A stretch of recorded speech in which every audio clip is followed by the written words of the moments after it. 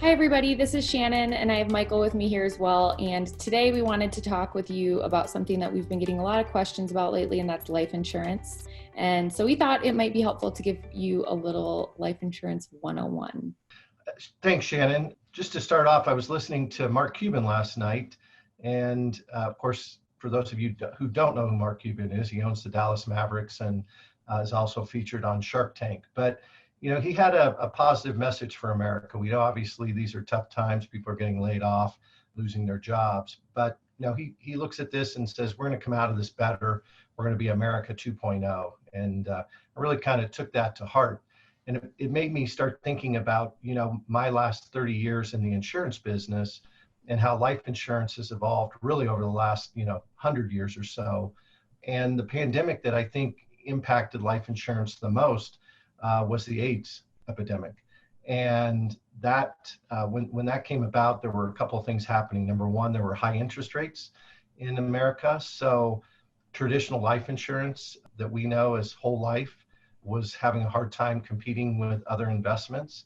And the second thing was that AIDS patients were trying to basically figure out how they could utilize their life insurance to pay for treatment, because they needed help, they couldn't work. And so this really created a whole new industry in the life insurance business called the life settlement industry.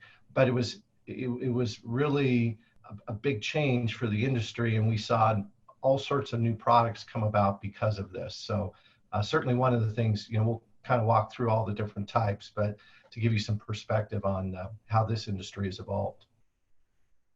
And Michael, since you kind of lived through that and saw that happen, do you think with what's happening today, with the pandemic we're dealing with today, do you think there will be any changes to life insurance because of this? Or do you think we're in a pretty good place with some solid products that are already working like they should? Yeah, I think we will see changes, although, really insurance has evolved quite a bit from the past. So if we kind of look at the original types of insurance, which would be whole life insurance and term insurance. And those two policies, one is designed to just provide you the maximum amount of death benefit for the least amount of cost, and typically designed for a shorter period of time. So maybe 10 years, 20 years, something like that. So we see that used where a person maybe has a mortgage that they have 20 years left on, and they want to make sure that if something happened to them in between, that their mortgage could get paid off and their family, would have their house. Another thing is business owners who maybe have a bank loan out that's a 10-year bank loan, and they want to make sure that if something happened to them, that their family or their business partner isn't trapped with that loan. So those are things that you might use term insurance for.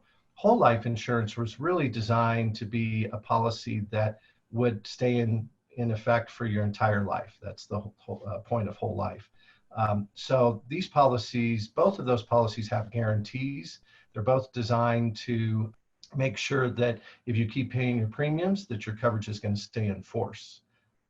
You mentioned guarantees and you used an analogy earlier today that I really liked. How do you think about guarantees when it comes to life insurance?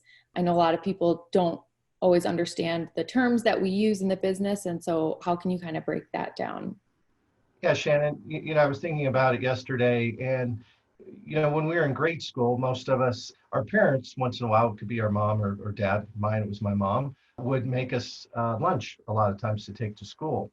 And, it might be your favorite peanut butter and jelly sandwich. It might be a leftover from the evening meal the night before, but that was a guarantee that you were going to like that. Well, most cases. Sometimes parents fooled you and put something in you didn't like, but But you knew what you were going to get.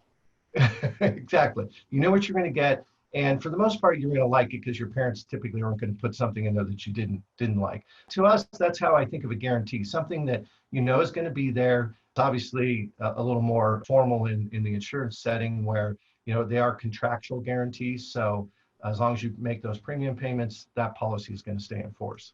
So you mentioned that there's been an evolution. So now that we kind of know what the basic, more old school products were like, what are some of the products that are newer, that have evolved, that are meeting the needs of people today?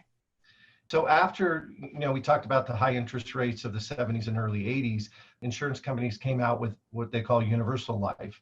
And that was designed to be more interest sensitive. So, when we had rates at 15%, these policies were paying 15% interest, not the 3 or 4% that a whole life policy might be paying.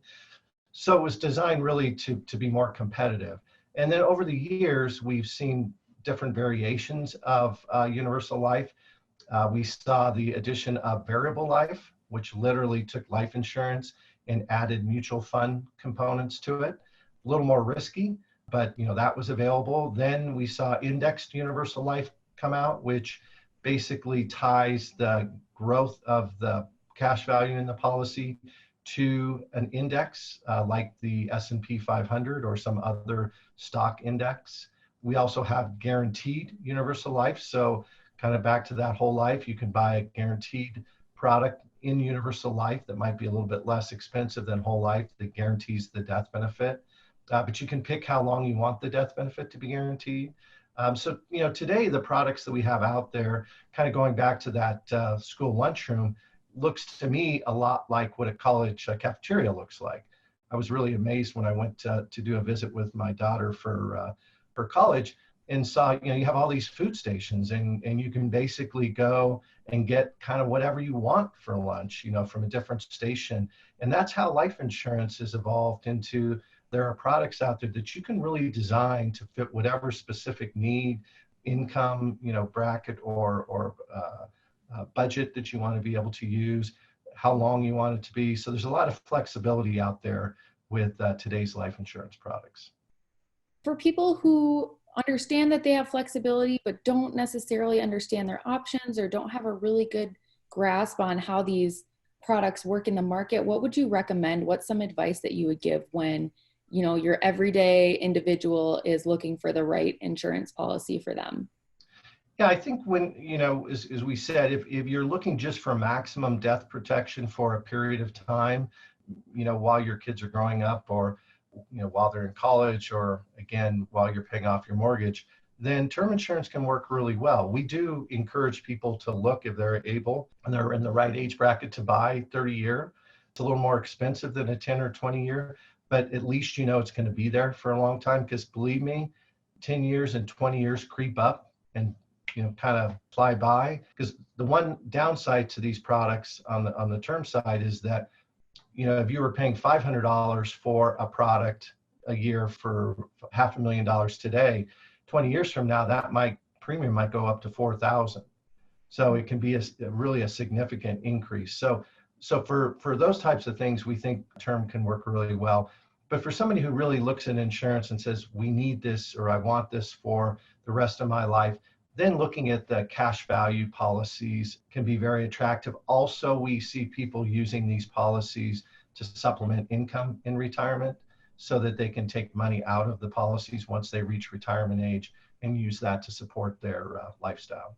I think that people are starting to realize there are a number of different reasons that people buy life insurance. It's not always just you have money to leave your family when you pass away. So we have mentioned a lot of different things in this video. We're actually going to do a number of different videos over the next couple weeks that dive a little bit deeper into some of the different terms and some of the different types of life insurance policies that we talked about. So make sure if you haven't already that you subscribe to our channel and click the notification bell so you know when those new videos do come out. If you have any questions, feel free to leave a comment. We are always here to help. And if you are interested in figuring out your own life insurance plan, feel free to apply to become our client, which you can do in the description below the video. Thanks for watching, and we will talk to y'all soon.